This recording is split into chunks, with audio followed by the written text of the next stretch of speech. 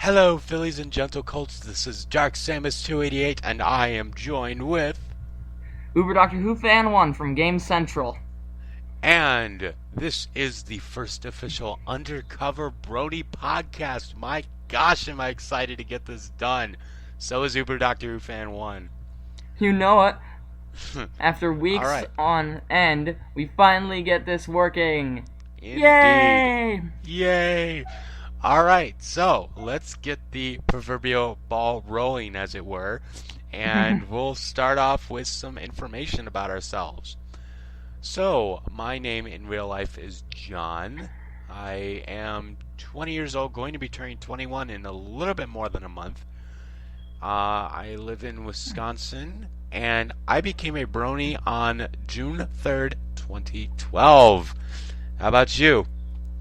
My name is Seth, IRL, and I guess there was no official date due to the fact that I never really saw an episode until much, much later, after, even though I was into the franchise. My old computer, let's just say I didn't trust YouTube not to be a douchebag and remove the episodes, so I looked them up on Hulu, and no dice. Cool. Alright, so, I guess the next bit of news, or next bit of our podcast here, is going to be our brony story, how we came into the fandom, how we saw the show, that kind of stuff. So for me personally, I'm going to try to keep this story short because it does tend to drag on for just a little bit. So the first time I had ever seen anything My Little Pony related was when a YouTube user, Playing with Maui, which he did playthroughs as well, he basically ponified his channel. He did everything Pinkie Pie. Whoa. And I'm just like, dude, what the heck are you doing? This is scaring me, literally, because I had no idea about the franchise. I mean, I know that the franchise was there, but it was crap. But then I started slowly realizing that my friends were bronies. My friend Brian, he lives in my subdivision. He posted a picture on Facebook with Rainbow Dash saluting right in front of an American flag. And he's like, I'm sorry, but I think this pic is hilarious. Nice. So, and then I had actually forgotten that he was a brony at one point, and then I found out later he had a pony app on his smartphone. Whoa, But those exist? Yes, they do. There's Note a pony to self, for download that. Nice. Then I found out that Seth was a brony from his pony maker pictures, and I literally commented on there, and I'm like, dear God, please tell me you're not a brony. And it was like, yeah. And I'm like, no! Why? But then my favorite Let's Player, Argon Matrix, he posted on his Facebook and Twitter that he watched the show and it made him happy. By this point, it was the turning point for me. I went on Facebook and I literally put a status up saying, why is it that whenever I turn my back, another guy I respect turns into a brony? Basically meaning that whoever was a brony has lost my respect, apparently. Hey! So, but I digressed. Then, June 3rd, 2012 arrives. I was asked to babysit some little girls that I've babysat for them before. They are wonderful little girls. They're 3- and 4-year-old girls, respectively. We go in. They have the My Little Pony toys, and they have a Generation 1 puzzle, and everything like that. So then I was just like, do you guys watch the show? And they're like, yeah.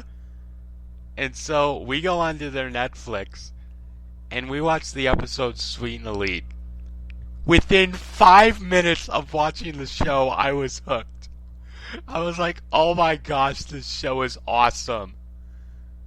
Like, literally, my attention was glued to the screen the entire time. Yeah. And I watched 3 episodes then. In fact, actually, I had watched 1 episode right after the parents had gotten home. Because I was just like, I love this show. I'm sorry, I need to watch another episode. So I go home that day. Dang. And I watched like 7 more episodes. And so then I'm on my way to work. And I call my friend Brian up. And I'm like, dude, I am really scared right now. And he's like, why are you scared? And I'm like, I think I'm turning into a Brony. And he's just like, well, don't really know how I can help you there, but yeah, welcome. So yeah. No, did he say it? Did he actually say welcome? Well, no, he didn't say welcome to the herd, but oh, good. Still. Sorry, I can't stand that phrase. As much as I like the whole Brony thing, it's just like, ugh. Yeah, but yeah, I've been a Brony ever since. I absolutely love the fandom. It's one of the few shows that I watch anymore that's actually good. The last cartoon that I watched that was actually good was the reboot of the Teen Titans franchise from 2003 to 2006. That show was beast. But anyway, that's a bad pun, dude. Beast Boy, yes, yeah. I know. I'm sorry. But anyway, what is your Brony story, Seth? Okay, mine actually begins when I was like much littler. I would say I was like 5 at the time. Of course, back then it didn't mean nearly the same thing, and hipsters had not even existed by this point. So no, don't go saying I was a hipster, because I'm saying I played My Little Pony before it was cool. If I see one comment about that, I will. Yeah, forget it. No, but anyway, I was visiting my friend Mitchell, Robert Wilworth, and his sister Josie, in Illinois. That was way back when. I think it was still G1, because if I was born in 94 and I was around 5 at the time, what generation would they have been on? They probably would have been either Generation 2 or Generation 3. Most likely Generation 2, though. Alright. Well, I found a computer game, and I was still a big computer nutter at the time. So I'm like, hey, this is kind of, well, different. Still a computer game, though. And it was actually more than an educational game, which shocked me, because I'm like, oh, wow, this is not educational. Awesome! I didn't know this existed for the computer. So I picked it up and played it, and I'm like, oh. It's a girls' game. Oh, whatever. At the time, I really didn't give a shit, though. So, yeah. And so I never played that game again. Fun game, though. Can't remember the name of it for the life of me. So, years later, I come out here in California. My best friend, I'm in high school at this point, admits he's a Brony. I'm like, I've heard that term before somewhere. Whatever. And so, by that point, this is what the turning point for me was. He showed me a picture of Dr. Hoobs, and as it's known on the internet. I'm not sure if it's the same name in the show. And I'm like, dude, this is awesome! Of course, I didn't exactly watch the show, because as I have said, Hulu is not nice to people. Anyway, and so, yeah, truth be told, I still haven't seen that many episodes. I think like 3. Last Roundup, Season 1, Parts 1 and 2, the very first episode, and Season 2, the final episode. So, yeah, mostly what I do is work on stuff on the internet, like he said, make pictures. There's a list of rules on the internet, and there was a rule that I didn't like. It was Rule 34. I'm not so keen on Rule 63 myself, but hey, it's better than 34. So I decided to alter it, and I said, you know what? No, Rule 34. Rule 34 is now changed, and I messed it up. Rule whatever, it comes after the final rule. If it exists, there is pony of it. If it exists, there's pony of it, no exception. That's right. Alright, so I guess the next thing we're going to be talking about is some of the fanfics that we've been reading, mainly me, but some that Seth has been reading too. If we can get to the first one here. Oh, yeah. The first one here of course, Oh no, is the one I couldn't finish. considered to be, yes, the one that is considered to be the saddest fanfic in the entire fandom, My Little Dashie. Now, if you don't want spoilers, then please just close your ears or whatever. We might put a link to A second. where you can go, where you can skip the story. But basically, it's about a closet brony who is living in a dying city, and he comes across a box one day, looks in it, and there is a Philly Rainbow Dash in there. So he takes it home, raises her as basically like her daughter, or like his daughter, for 15 years. Oh gosh, you know what? I'm just gonna make a reference to another one that I've been reading. Okay. Silent Ponyville. That's one we'll be getting to, actually. But anyway, basically, then, after 15 long years, Princess Celestia and the rest of the gang come in, and they have to take Dashie away, and it's very heart-wrenching. Yeah. Now, I will admit, I have read this story twice, and I have heard it once. Oh! By Mike the Microphone. Now, all 3 times, I have come very close to shedding manly tears, but I've never actually said manly tears. It's still very heart-wrenching, though. I mean, this story is really good that it manipulates with your emotions. Yeah. You're happy when they're happy. You're sad when they're sad. You're angry when they're angry. You know, it's a really well-written fanfic, and I definitely recommend it. As a writer myself, because that's what I'm going to be doing occupationally, like, for a living, that is a sign of a good writer. If not only they can convey their emotions into the story and feel as the character's feeling, because I do that too, like, when a character's mad, I actually feel extremely mad and such. If you can get your readers to feel that way, you did very well. Very good point. There is another sad one that I'd like to discuss that I just remembered is worth talking about. It's about Derpy Hooves, and it's like, it was the... I don't want to sound like a cold-hearted person here, but really it's just like, yeah, it's sad and all, but really it's just like, I don't... Can you connect with the characters, though? Well, yes, and I kind of get that area kind of way, like, from experience, but really it's just like, basically I can see how it's sad and I can connect with the characters, but it's just like, I don't really have that kind of emotion in me when I read it. Now this one I think does it a bit too well, because I have depression, like, I have been diagnosed with it, and I can't read past the intro. I just can't bring myself to do so. This one's too good. Interesting. Yeah. That shows signs of good writing when someone who's diagnosed as being depressed cannot finish it. But anyway, next fanfic we're going to be talking about is, of course, Silent Ponyville. Oh, gosh. What an interesting fanfic. Now, Seth, you've played the Silent Hill games. Is this based on Silent Hill? I can see the resemblance, yes. And you know what? That is some dark stuff there. I must say, I am a little bit interested how they went into her mind. It kind of reminds me of this one Flash fan movie that was really well done. It's called Silent Hill No Escape. Find it on YouTube. I will actually put a link in the description if I can.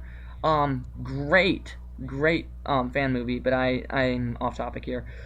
I like how they made reference to cupcakes. That was funny, and it's like they alluded to that being just a dream. I'm like, yeah, this person knows not only the pony fandom, but the Silent Hill one as well. This is one who, if he basically did what I would do if I made a Doctor Who fanfic with this stuff.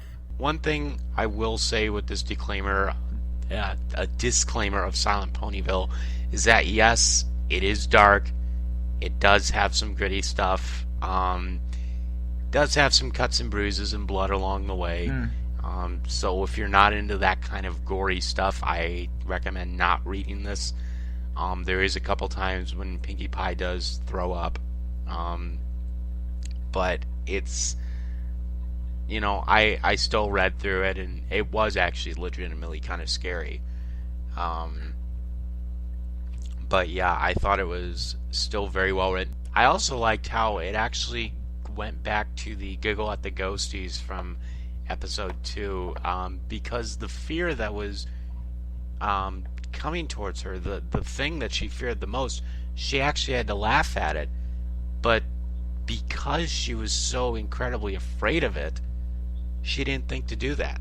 She was just too scared to do that. And you'll have to read the fan fiction to see what I mean, but it's really, really good. Let's see. One that I definitely want to talk about is this one, Rainbow Factory. My gosh, is this an interesting fanfic? I believe messed up, but also really freaking cool. Yeah. Basically, I had seen the song before I had seen the fanfic. There's a song? I'm not sure if it's yes, there's a song, and I'll put a link to that in the description as well. But I'm not sure if it's the fanfic that's based on the song, or the song is based on the fanfic. But basically, the Rainbow Factory is where they actually, instead of making the rainbows themselves, they have to find a way to get the individual colors for the rainbow. Now, they take the flunkouts from Cloudsdale's final test, and basically what they do is they put them to work here. The ones that are no longer fit to work, they will take them, they will twist their bodies so that their spines break. Oh my and their ribs break. They will throw them in a vat that will extract the color from them, and that's how they get the colors of the individual rainbow. This makes Silent Ponyville look freaking tame, for 5-year-olds even. I know, right? And the final fanfic we're going to be talking about is She Will Bring the Fire. This has not been updated in a very long time, but it is a very, very good fanfic. Now, the picture, yes, it is disturbing. I mean, why would you want to see Fluttershy like that? Specifically. But, basically, the story is there's a fire that breaks out in Whitetail Wood. Fluttershy braves in and tries to save some of the animals. She goes home, tells her friends, and her friends go out and see if they can stop the fire. That's as far as they've actually gotten, but it's still incredibly interesting. I definitely recommend it. It gets the characterizations of all the main 6 perfectly, to a T. It really does. Alright, the final thing that we're going to be talking about tonight is going to be our expectations for Season 3, but mainly my expectations, because Seth hasn't seen much of anything. Much of anything from the show, but I will say this. When we do the episode commentaries, it's going to be I'm actually excited to see what his reactions are going to be for the episodes. Yeah. So, the first expectation I have for Season 3, a Scootaloo Amenti episode. I so want to see what Scootaloo is going to be. But the fact is, we've seen, I believe, 3 Apple Bloom episodes. I could be wrong there. And we've seen 2 Apple Bloom episodes, and we've seen 1 Sweetie Belle episode. I want to see a Scootaloo episode. We haven't gotten anything there. I mean, where did she come from? Who are her parents? We have already established with Apple Bloom that Big Macintosh and Applejack are her sisters. It's kind of already assumed that their parents are either away somewhere else or they're, passed away. With Sweetie Belle, you already know that Rarity is her older sister, and you already know that they both have parents still. So I'd like to see what they're going to explain with Scootaloo. That's a big pet peeve of mine. Okay, second thing that I do want to see from this series, I want to see more of Spike and Rarity. It's a pet peeve of mine, I know. A lot of people are like, why do you like this pairing? I love it. And I mean, I saw a character analysis about these two, whereas before Secret of My Excess, it was more of just like a running gag of Spike going after Rarity. But after this, it's like he actually, confesses his love for her. And it's just interesting to see. I really, really, really do want to see where they take it. Are they going to get in a relationship? That kind of stuff. And then the third and final expectation I want to see for season 3, Rainbow Dash the Wonderbolt. I do want to see this become canon. Now, I don't want it to be another thing of the best night ever. I don't want it to be where she goes in and finds out that it's not all it's cracked up to be. I don't want to see that. Something like this happened with the TV show Jericho. It's a sci-fi show, or no, not Jericho, Eureka. That's what it was. And it's a sci-fi show. The main character was worked as the town sheriff after he moved there inadvertently. It's like I don't know the backstory, but the point is he eventually joined the CIA, and it's like it really digressed like badly. It went from this is so cool to what? Yeah. I don't want to see that either. We don't want spin-offs. I mean, it'd be better if we, yeah, I'm not really sure how they can make that work, but if they do, that'd be freaking awesome. Yeah. Specifically, what I want to see from this is that I want to see Rainbow Dash's loyalties split.